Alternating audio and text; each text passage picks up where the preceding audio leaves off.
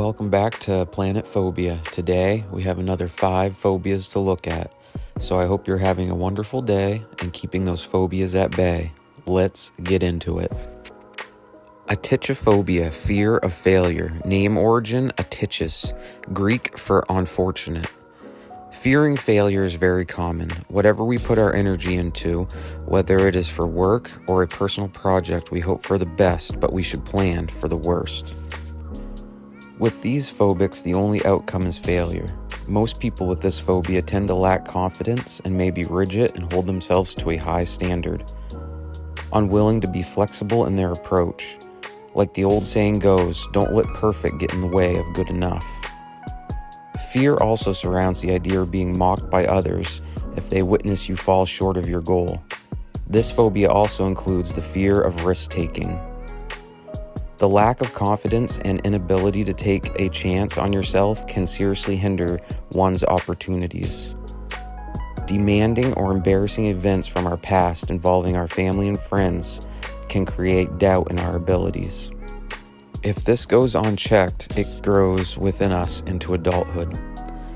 Our society tells us what success means. Phobics worry if they can live up to the expectations of personal looks, relationships, education, and anything else that measures one's success. The aversion to risk is so great that phobics usually won't even start a new project unless they already know the outcome. Fearing failure can lead phobics to quit jobs, in relationships, and self-sabotage. A lot of worry is spent dwelling on the idea of living up to expectations. Sleepless nights and anxiety are what phobics have in store. Understanding that perfection is an illusion and in life risks have to be taken will do these phobics a world of good. Monophobia, fear of being alone. Name origin, mono, Greek for one. This is a phobia not only seen in people but also animals, and is a difficult fear to overcome. This phobia is described as having insecurity, depression, and anxiety whenever you have to be alone. Extreme cases will not even sleep or go to the bathroom alone. Sadly, phobics would rather enter into an abusive relationship than be alone.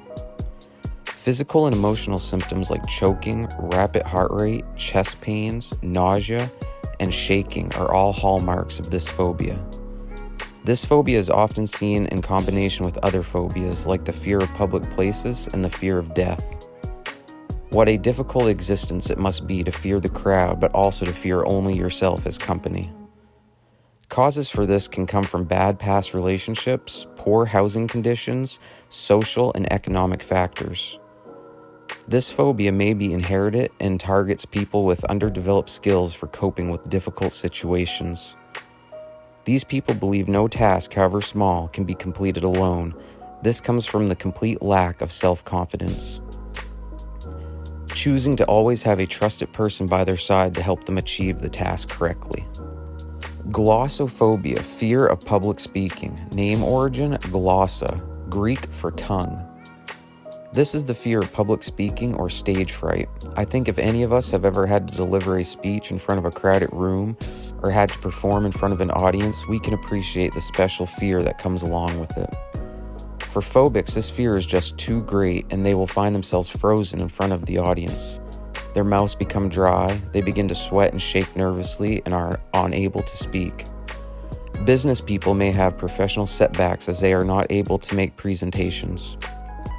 Family members may become mad because you will not say a few words at a wedding or graduation.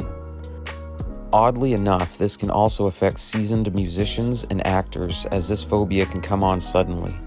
Freezing an actor or having a musician staring at the crowd, unable to remember the lyrics or music to their own songs.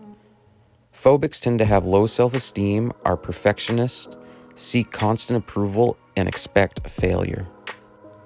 Thanatophobia, fear of death. Name origin, thanatos, the Greek representation of death. Death and taxes are the only things in life that are guaranteed. As humans, it is our cross to bear, that gnawing fate that nips at our heels. We are born to die, but how do we cope with this? For extreme phobics, leaving the house can be a dreadful decision, not knowing if it'll be the last time they do. Even talking or thinking about death damages the psyche. For some, it's not so much the thought of death, but what, if anything, comes after. The unknown, an idea of eternity, is enough to put you in the straitjacket. We learn in childhood that death is inevitable and non-predictable. This knowledge is enough to paralyze sufferers. This phobia can cause physical discomfort and can fill us with a loss of control and automatic negative reactions. Gory thoughts stuck on repeat and the ability to distinguish what's real and what's imaginary. Emotionally, we wish to flee from these thoughts and try to avoid the resulting anger and sadness. A host of disorders are related to this phobia, including depression, ADHD, bipolar disorders, Alzheimer's, migraines, concentration disorders, strokes, schizophrenia, and epilepsy. Thanatophobia is a complex phobia. One must come to terms with their own fate, seeking solace in personal understanding, finding hope and love in your friends and families. Let's remember this quote from Elbert Hubbard: "Don't take life too seriously, you'll never get out alive." Carcinophobia, fear of cancer. Name origin, carcino, Greek term for cancer. This unpleasant phobia generally affects those going through cancer or their family members. This phobia has lessened over the years as we have gained more knowledge on cancer and how to treat it. In the past, not much was known about cancer and many superstitions surrounded it. Fear of deadly diseases and cancer is very common. However, phobics are in a constant state of fear affecting their day-to-day lives, hating the loss of control, the pain, and ultimately the death that is associated with the diagnosis of cancer. Some become hypochondriacs, constantly seeking medical advice for fear that something is wrong. Fear and panic can warp one's sense of reality.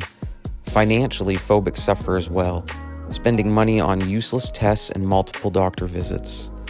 Not only do phobics fear getting cancer themselves, but they also fear their loved ones getting cancer. Phobics may have strict diets and will obsess about what goes into their bodies, or the products that they will buy and use, needing to be carcinogen-free.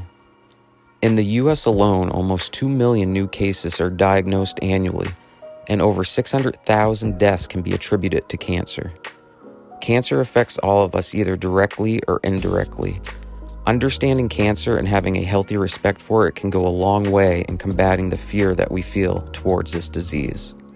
Phobia fans, thanks for watching. Please hit that subscribe button and turn on notifications so you'll know when the next video comes out.